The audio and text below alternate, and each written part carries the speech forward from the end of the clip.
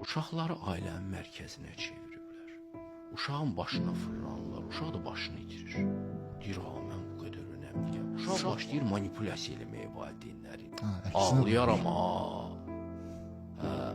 Yəni, uşağı doğru vəziyyətə qoymaq lazım. Onun statusunu doğru belirləmək lazımdır. Sən evin kiçiysən.